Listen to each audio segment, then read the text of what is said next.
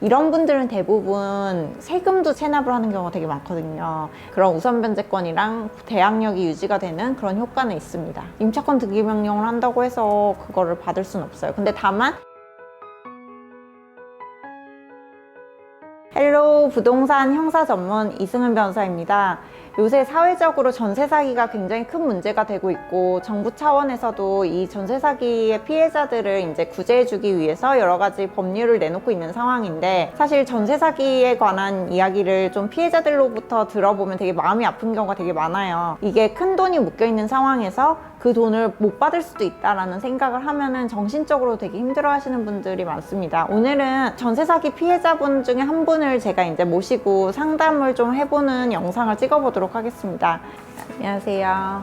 집주인분이 새로운 세입자를 구하지 못해서 돈을 더 이상 못 돌려주겠다 이런 상황이신 거죠.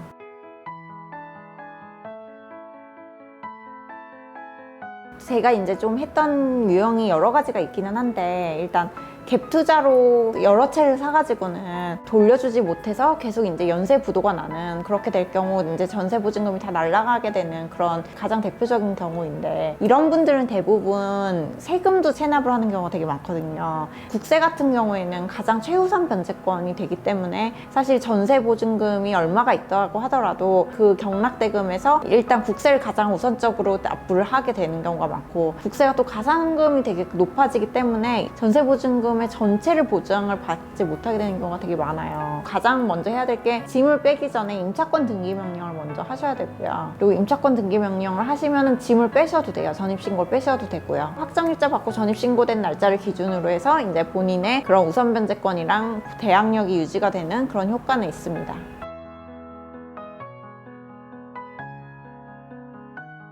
임차권 등기 명령 같은 경우에는 어쨌든 저희 변호사 사무실에서 맡겨줄 수도 있고 아니면 직접 하실 수도 있어요. 가장 필요한 거는 임대차 계약서랑 보증금 이체 내역이랑 본인의 주민등록 초본 이렇게 해갖고는 전자소송 사이트에서 그 임차권 등기 명령을 신청하실 수 있어요.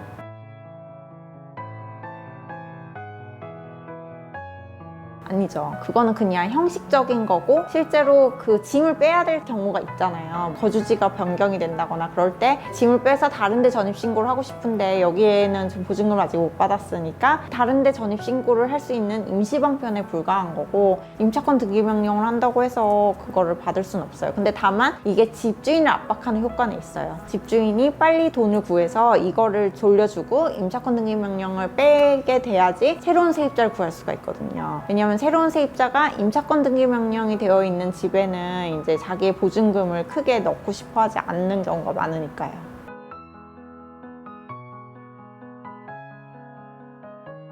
일단 내용 증명을 먼저 보내셔야 돼요. 내가 돈을 받아야 될 날짜를 지났음에도 불구하고 집주인이 주지 않고 있다라는 거를 입증을 하려면은 집주인에게 청구를 했다는 그 증거 서류가 필요한데, 그게 가장 기본적인 게 내용 증명이라는 건데, 일단 내용 증명이라는 거는 그렇게 어려운 서면이 아니라서 변호사 사무실에서도 몇십만 원 정도의 수준에서는 이렇게 해결을 해드리고 있어요. 아니면 소송까지 갈 거다라고 하면 어쨌든 서비스 차원에서 같이 해드리는 법률사무소도 많은 걸로 알고 있고, 다른 기본적인 민사소송에 비해서는 조금 저렴하게 받는 편이기는 한데, 실제로 보증금을 돌려받았을 때 그거에 대한 성공보수를 약정하기는 하죠. 그래서 보통은 뭐 몇백만 원 정도 수준에서 생각을 하시면 될 거고요. 집주인이 안 준 거잖아요. 그래서 소송비용 같은 걸 나중에 집주인한테 다 청구할 수는 있어요. 이런 경우의 전제는 집주인이 돈이 굉장히 많아, 자력이 아직도 있다는 걸 전제로 하는 거지, 전세 사기 피해자들의 대부분이 깡통 전세 때문에 이제 망한 경우가 대부분이기 때문에 아마 그런 집주인의 경우에는 돈이 없는 경우가 되게 많죠. 그렇게 되면은 실제로 판결을 받더라도 소송 비용을 받을 수 있거나 그런 경우는 정말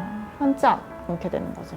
판결이 딱 받고 나서 10년 안에 받으면 돼요. 소위 말하는 유효기간이라는 거거든요. 그 안에 계속 이제 다른 재산을 찾아야죠. 집주인도 10년 동안 뭐 아무것도 안 하진 않을 거 아니니까 그런 게 최악의 경우인 거죠.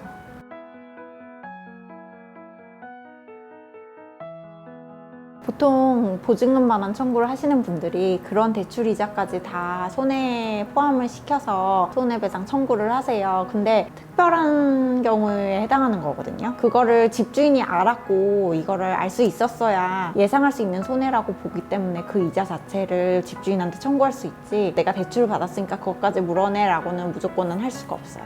보증금을 제때 반환하지 않을 경우에는 이 대출로 인한 이자까지 책임을 진다라는 특약으로 넣으실 수가 있어요.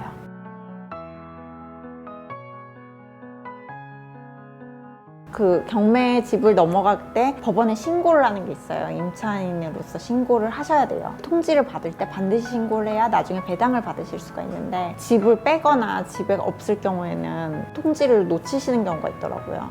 그러면 못 받게 되는 거죠. 반드시 그 통지를 받으셔서 신고를 하시는 게 좋을 것 같아요.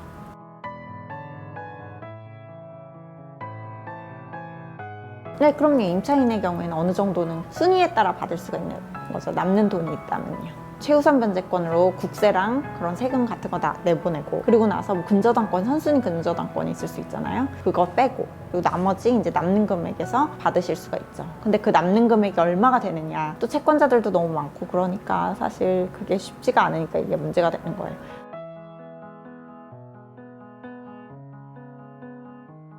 적어서 도움이 될 만한 조항들은 사실 아까 얘기하셨던 보증금에 대한 대출 이자라던가, 아니면 보증보험을 반드시 들어놓는다라는 조항을 넣는다든지, 나의 손해에 대해서 배상할 책임이 집주인에게 있다라던가, 미리 이제 약정을 하는 거죠. 그런 약정을 이제 서로 쌍방이 합의를 해야 되는 거기 때문에 집주인이 그거를 동의를 할지는 좀 다른 문제인 것 같습니다.